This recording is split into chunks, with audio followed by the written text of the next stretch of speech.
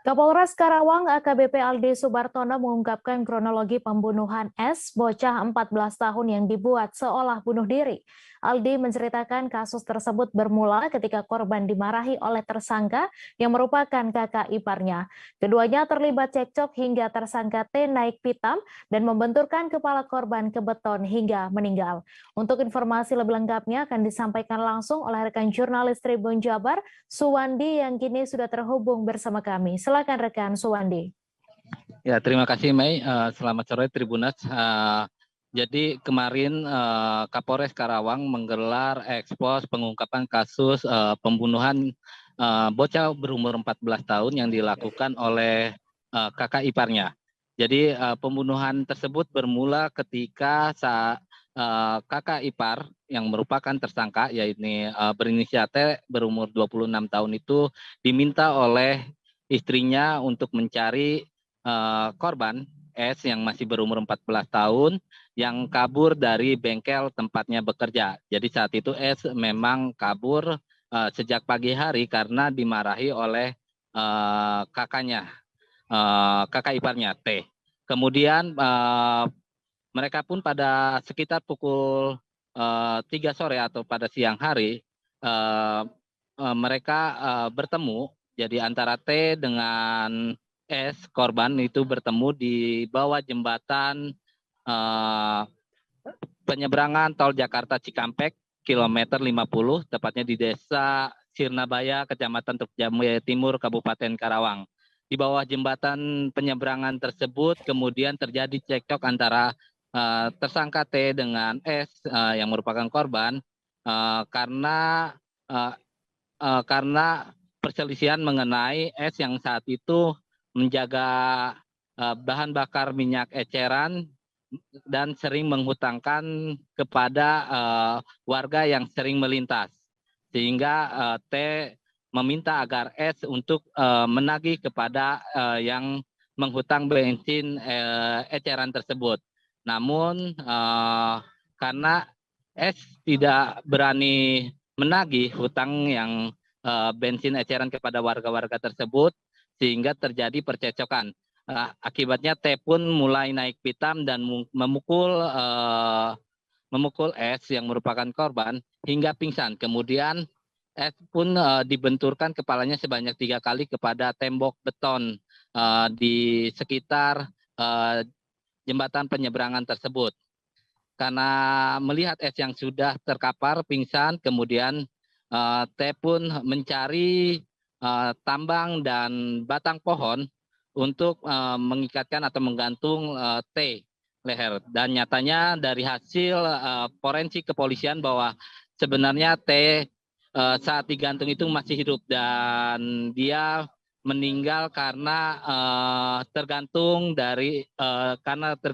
yang disebabkan seolah agar T ini terlihat oleh bunuh diri oleh kakak iparnya. Kemudian saat itu warga dan T kembali untuk mencari S. Jadi seolah-olah bahwa S ini telah menghilang dari pagi hingga sore hari, hingga akhirnya pada pukul 7 malam S ditemukan dalam keadaan menggantung diri.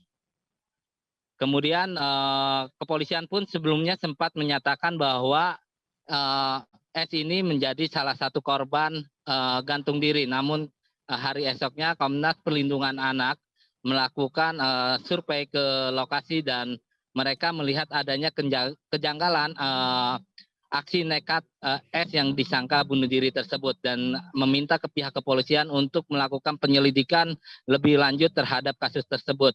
Hingga akhirnya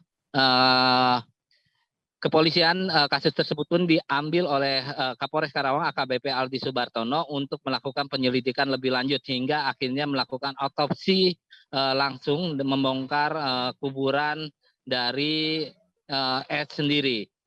Dan akhirnya kepolisian pun dari melihat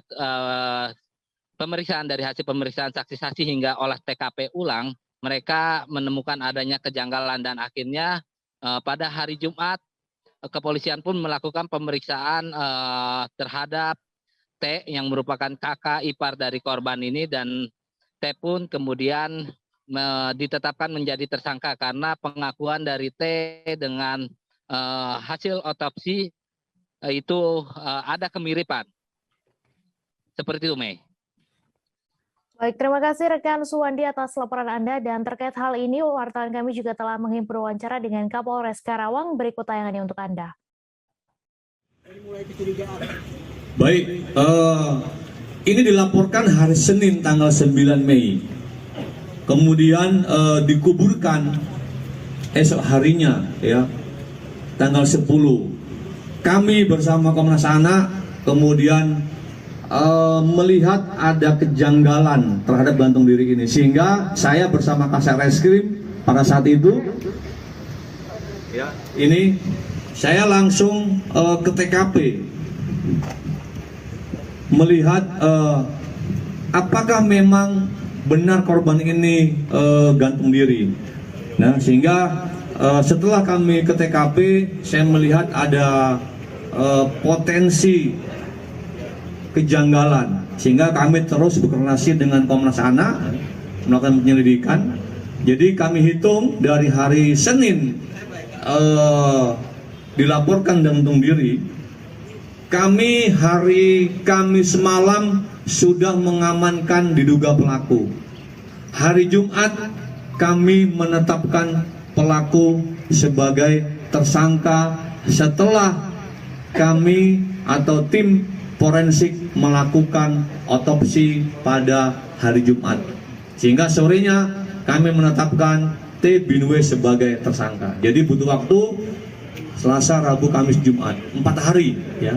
4 hari setelah dilaporkan kami menetapkan T Binwe sebagai tersangka kekerasan fisik terhadap anak yang mengakibatkan mati. Ikuti terus update terbaru dari sosial media Tribun Jateng.